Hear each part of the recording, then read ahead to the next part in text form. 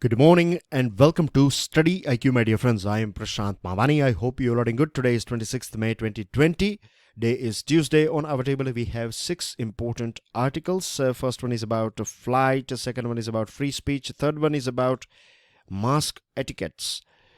Then we have one on data against workers. This one is about Uttar Pradesh government decision on workers, UP workers, migrant workers. We'll talk about it in detail. And the last one, I'm going to spend just 1 or 2 minutes after stimulus package.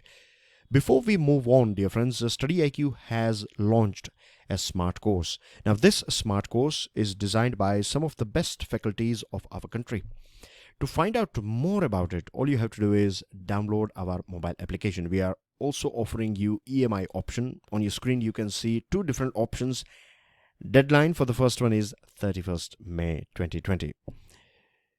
To download the PDF of today's discussion, today's lecture, check out my Telegram channel. You can follow me on Facebook. You can share this lecture with other students if you genuinely believe that you are learning something new and something more deep on regular basis. Then please make sure that you support this series, support our channel by subscribing to our channel.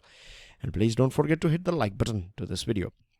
Early takeoff. This one is about flights.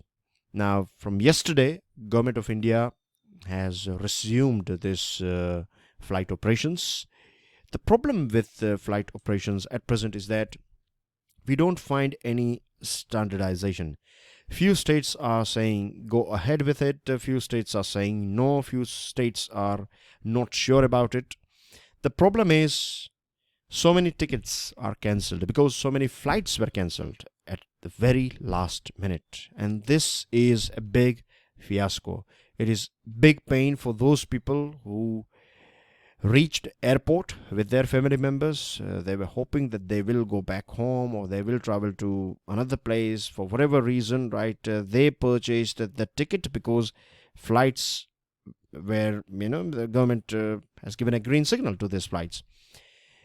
And these options were available where you can, book your tickets and dates and everything. So these people, they thought they would be able to travel, but because of this lack of coordination between states and central government, last minute cancellations took place.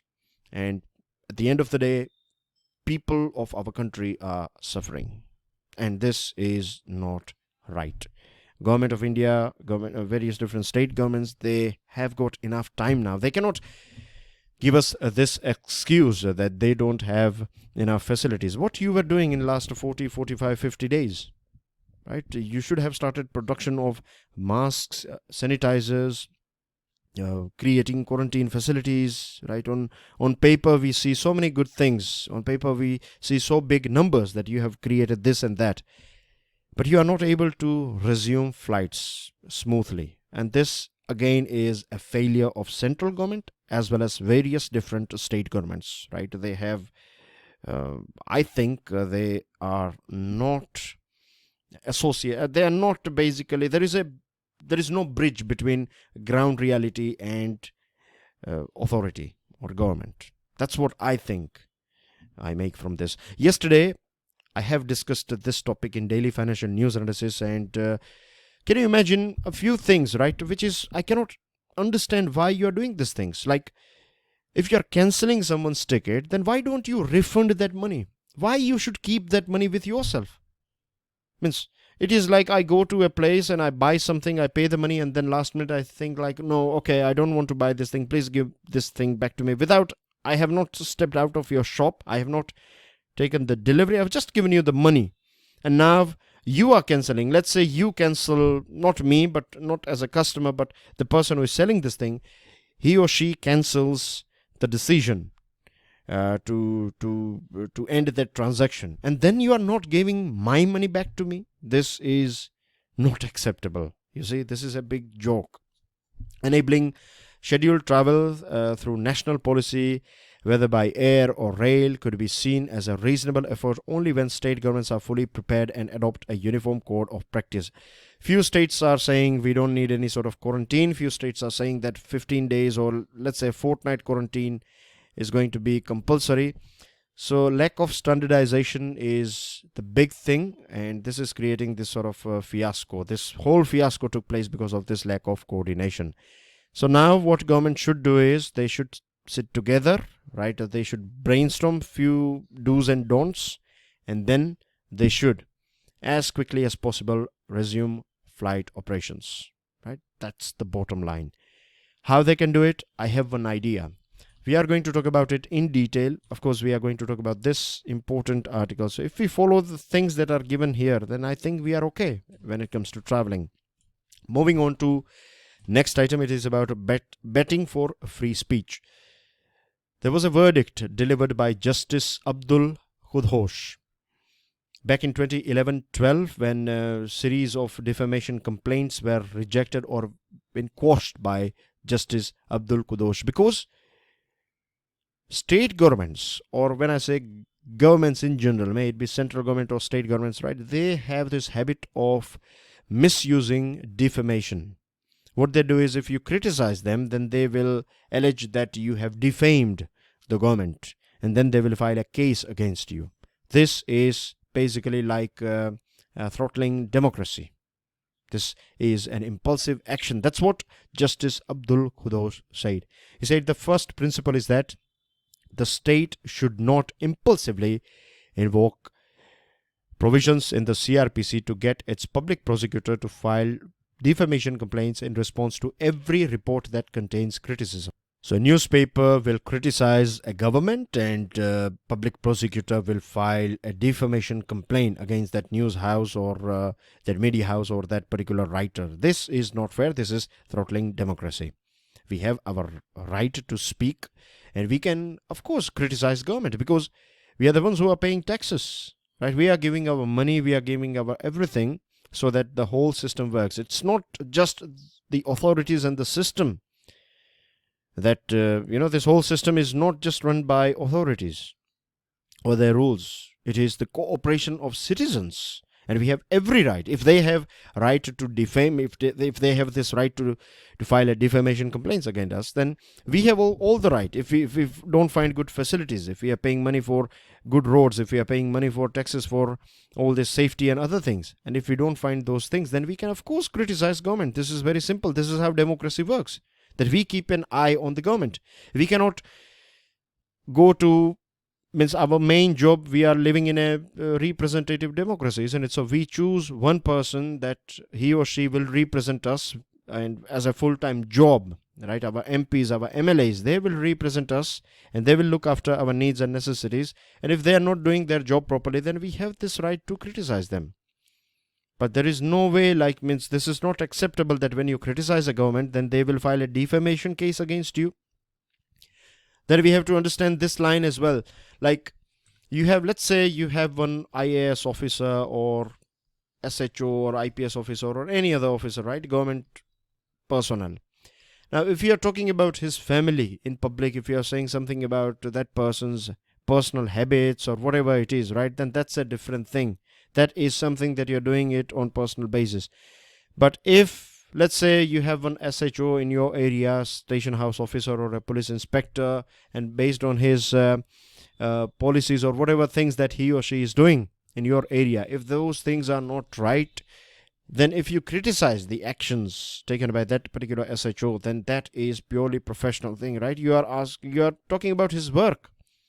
And you are not just talking about that individual's work. Even though if you are taking that person's name, it's not about that individual. You are indirectly talking about the government. So there is a big difference here, and that's what Justice Khudosh said. Justice Khudosh also said that public prosecutor should not act like a post office. When I say post office, or when he says post office, when you send a letter, when this letter is received by a postman, the postman's job is not to read that letter, right? Whatever you have written in that particular letter, it is not a concern of postman. His main job is to deliver that letter to that given address. That's it, isn't it?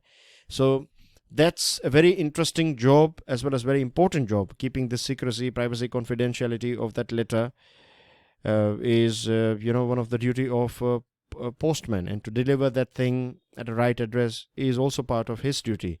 But prosecutors, right, their job is not the same. Their job is to analyze things. They have to scrutinize. If state government is asking you to file a defamation case against any individual, any organization, then you cannot just you cannot behave like a yes man or yes woman. You have to take a stand. You have to scrutinize things. If you think like, okay, things are okay, if your common sense, if your expertise, if your professional knowledge is saying that there is a matter of defamation, then yes, of course, you can file defamation case. But yes man behavior is not acceptable.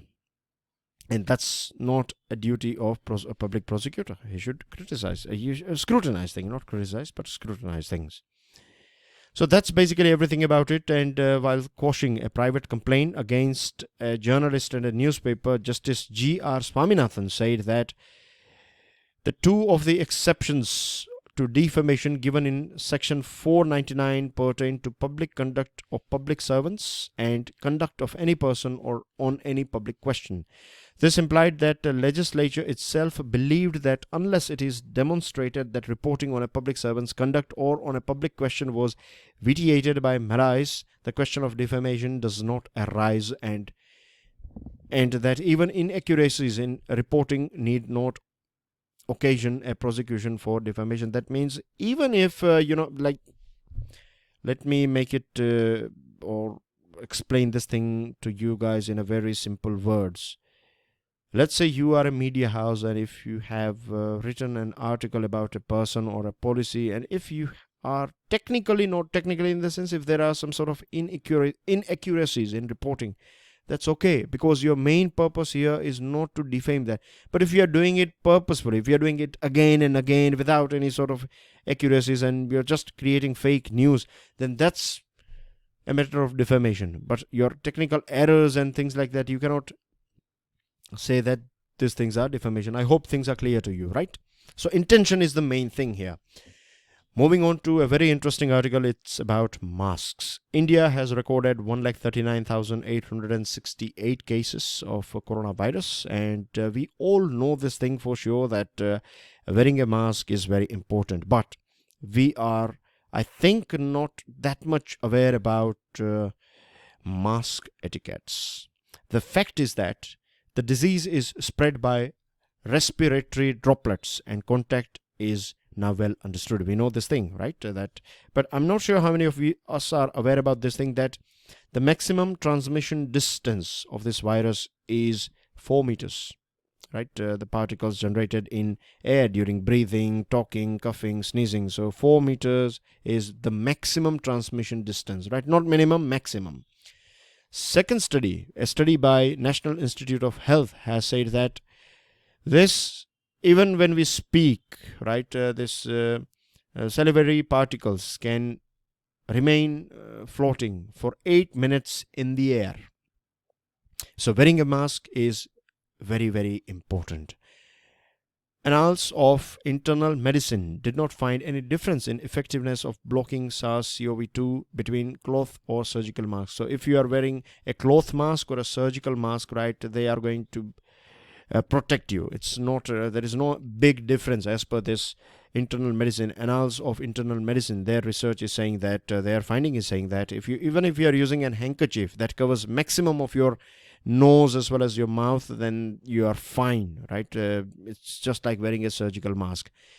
The problem is, we should not touch our mask with our hands. Now you'd be thinking that how we are going to remove it. The thing is, the problem is when we wear a mask, we touch it quite often, and this is a very dangerous thing. Just imagine if you have touched a surface, like a place where someone has sneezed, and if that person has, let's say, coronavirus, and the droplets are there, then if you, for whatever reason, if you have touched that droplets, you came in contact with the droplets, and now if you touch your mask, even wearing a mask is not going to protect you if you contaminate your mask with your dirty hands.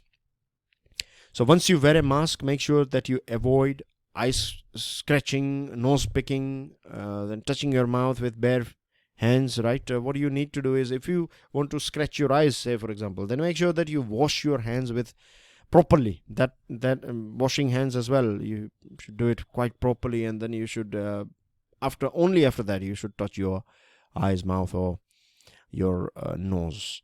And taking off your mask, make sure that you don't touch your mask, right?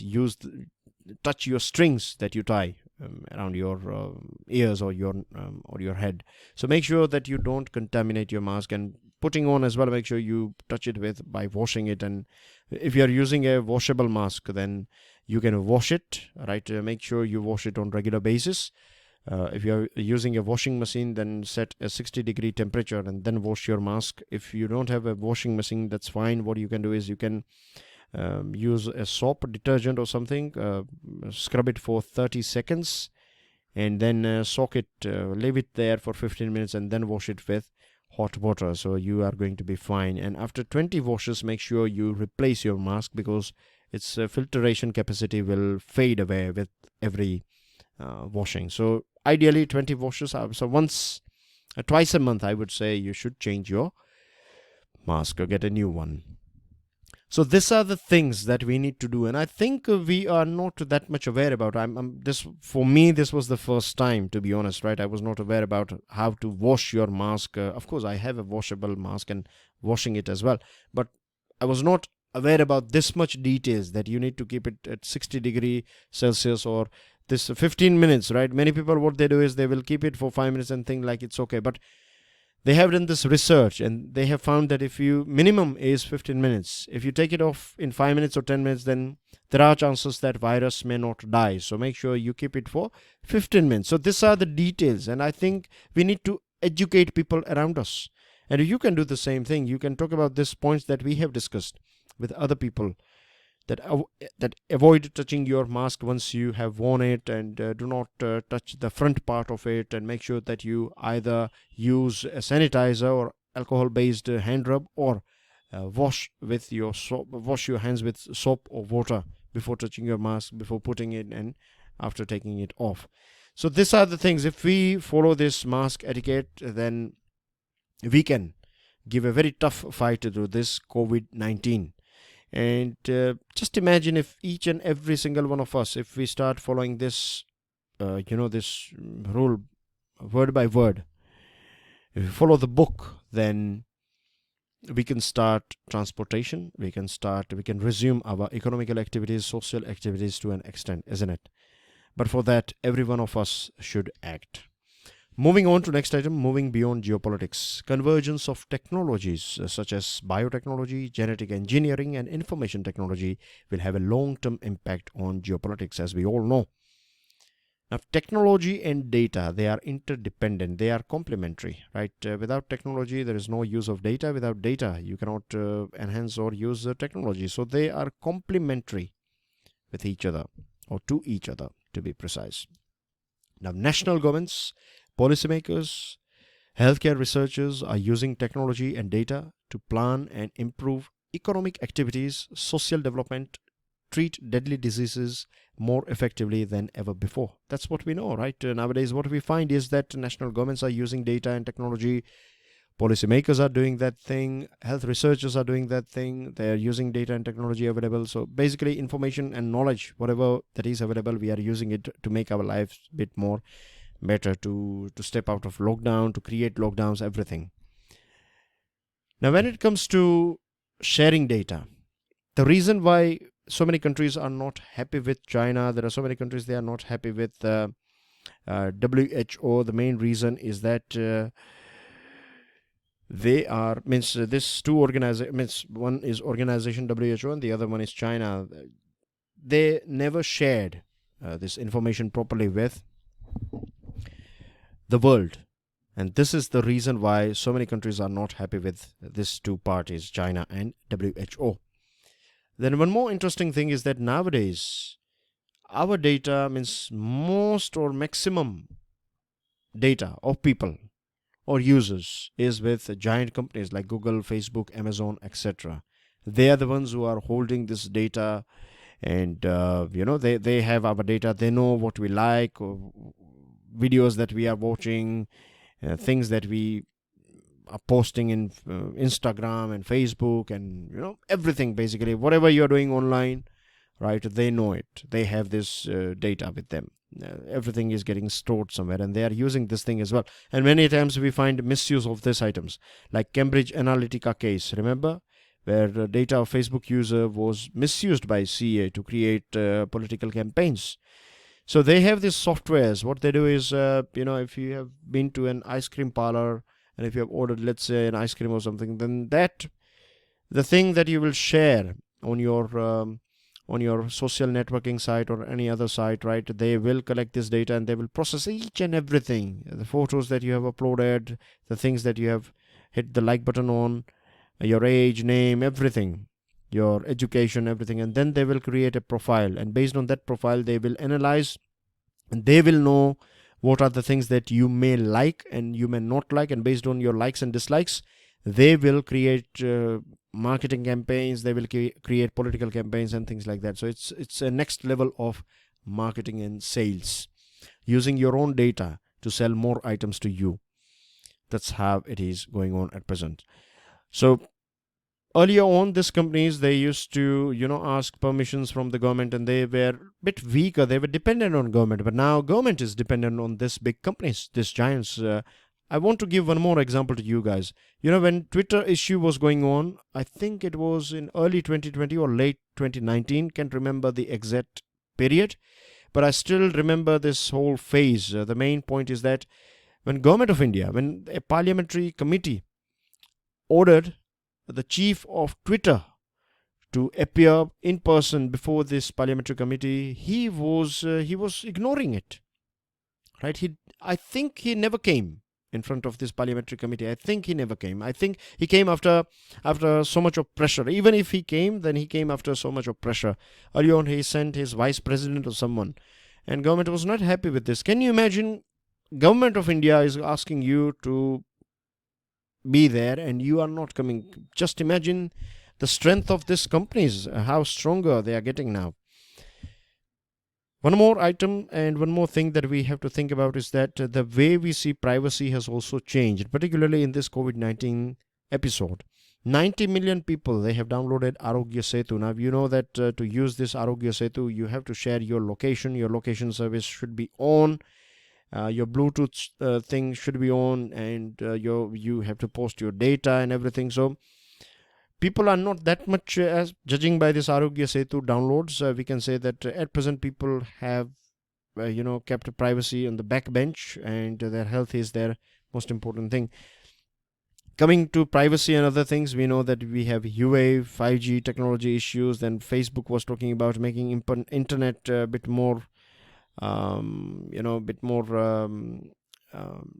would say, this whole case of internet.org, this Facebook's campaign was going on to give speed to few people and businesses. Like if you pay more, then you will get access and speed. It will display your business rather than someone else. And traffic, it's like managing highways, creating highways of speed. If you pay more, you will get freeway. If you pay less, then you will be in crowded. So this thing was also an attempt to control this data and everything. So anyway, the bottom line is that data should be used for the welfare of society. You and I, every one of us has directly, indirectly contributed to this data bank. So we should get benefit out of it. If people are making money off our data, then we should get a share of that money, isn't it? We should be given, we should be paid for that. If they are using my data, our data, and if they are making money out of it, then they should ask for us whether we want them to make money using our data or not. And if they get permission, then we should get some sort of reward as well. So these are the things that are going on. There are few countries or parties like European Union came out with this General Data Protection Regulation, and this is one of the most progressive law that we find. Then we have USA's Cloud Act, but still they have this data localization, cross-border flow information and things. So anyway, this article, the bottom line, as I told you again, is that we have to share data with each other for the betterment of humanity. For the welfare of society, we need to share data, but for that, we need to have some strong privacy protection rules as well. So we cannot leave all our data with few companies and few countries. What we need is a thorough, a sort of a proper law on this particular item, data and technology. We need a proper law, and for that we need all the best experts around the world and all countries, right? They should come together and they should create a law. Even UN has not created law regarding it, so it's a matter of shame. We need to do it as soon as possible. So many changes are going around our world. Against workers, Uttar Pradesh Chief Minister Yogi Adityanath spoke about the problems of those who have to move out of state to earn their livelihoods. It's good that Yogi government is going to create a migration commission, and this migration commission will look after the social guarantee or the social security of the workers of Uttar Pradesh, and they will be provided with their, based on their skills, they will be provided them, this migration commission will help. It will work like a sort of recruiting agency, right? It will help you, HR agency, it will find jobs for you based on your skills. So that's a good move, no doubt. Chief Minister has also criticized other states. There are so many states, they have not looked after migrant workers that well, and he is right. And this is not just one case or any particular state. We have find this thing in various different states that migrant workers are not looked after. They are like, all of a sudden they are not Indians. They are from somewhere else. They are being treated like they are foreign, So this is not acceptable. This is a clear failure of central as well as state governments, I would say. All those migrant workers who were walking back home, and they were starving, going through all these pains. It is clear failure of all those people who are in authority, directly, indirectly. If you are associated with them or not, you have failed them. This is my own opinion. That's what I think. Now, it is a good thing that Uttar Pradesh Chief Minister is thinking about, or the government is thinking about their insurance, legal support, unemployment allowance. And remember our earlier discussion where we have discussed this thing that if you are making labor laws, if you are changing labor laws, then make sure that even if you have to increase the wages of these people, right, that's fine. If you have to increase 100 rupees or something, that's okay, do it. But make sure that they are provided. Means even though production gets a little bit expensive, we can save money somewhere else. We can save money in transportation. We can save money in some other operations. But we should increase their livelihood, means their wages should go up.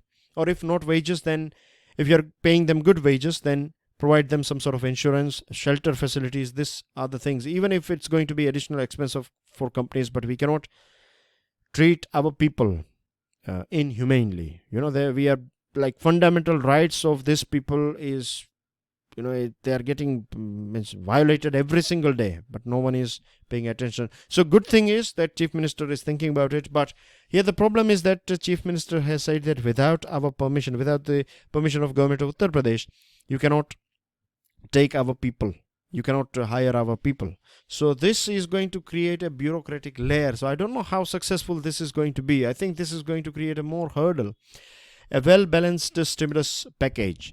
Cognizant of its constraints and compulsions, the government adopted a twin mantra for shaping its stimulus package. Now, this article is written by a member of Niti Aayog. So he's talking about this twin mantra. He's talking about the positive things about this package. I'm not saying this whole package is negative, but there are both pros and cons, demerits and merits of this package. We have talked about this thing. So I want you guys to go through this article. Few things, positive things like additional 40,000 crore rupees for MG Narega. I think that's a good idea because migrant workers, they will find something. They will get a job, at least under MG Narega. So they will get, but for here, you have to pay them on right time. When time was quite normal at that point of time as well, so many people were not getting paid on time. So if you are going to do the same thing, then that's not going to help. Even if you had 1 lakh crore rupees extra, if people are not getting money on time, then that's a clear failure. So good thing, 40,000 crore extra, good thing.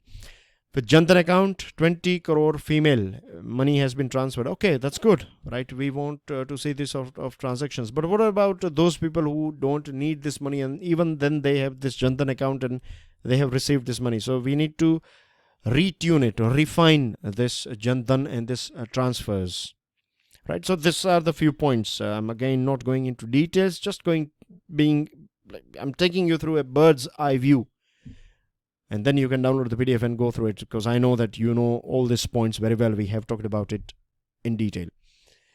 Then government has been focusing on supply side as well. Like government was aware about this rabi production of crops. So government considered this agriculture as an essential services. So from the right starting of the lockdown, agriculture activities were allowed, and MSMEs will be given loans. Now, how I don't know how many MSMEs will be opting for this loan. If there is no demand in the market, then there is no point of producing items, isn't it? So, okay, anyway, that's basically everything about this article. And here we have some news items. Air travel resumes, but many seats on 532 flights go empty. Testing up in states, seeing massive returns of migrants. Deliberations on the end of LSE tensions. India and China deploy more troops despite glut cut in fuel prices. Unlikely. We need this money for supporting various different work of organization. General Narwane has hurt Gurkha sentiments, has been said by a Nepal minister. Migrants must get MNS node, has been said by Raj Thakre, that you need to get a node from this political party. Now, I don't think so. This is okay. ILO urges Prime Minister not to dilute labor laws. Heavy rain hits 5 districts of Assam, and China warns US for retaliation if punished for Hong Kong laws. And that's everything in today's discussion. Thank you very much. God bless you all. Jai Hind.